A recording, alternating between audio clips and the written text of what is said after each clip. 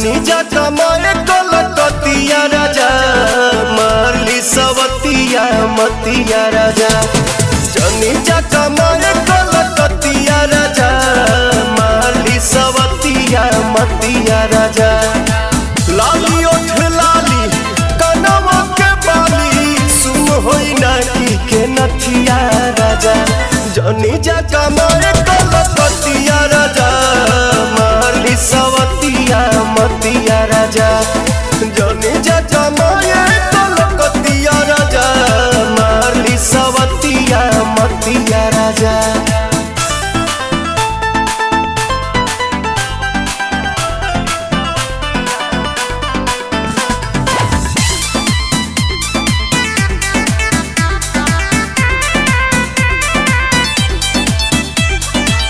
छोड़ी के मेहर हो जाइबा हे हर हमारा से बेसी न करी उके यार हे तने ना ए राजा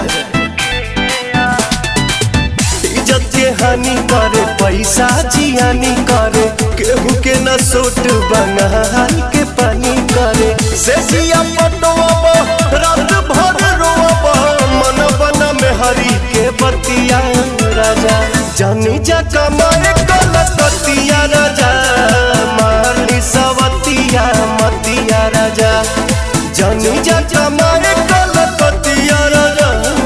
मारली सवतिया मतिया राजा।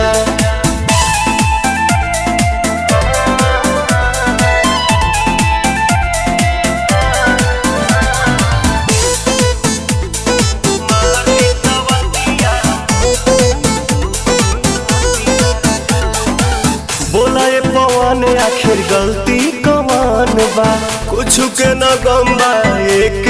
लम्बा जैबा बंगाल तू तो उलझन में डाल के कुल्ही बंद जाके गहमनी की निहाल के जानी जमाना तो मारे लगी तना जारी न सही जतिया राजा जनी जा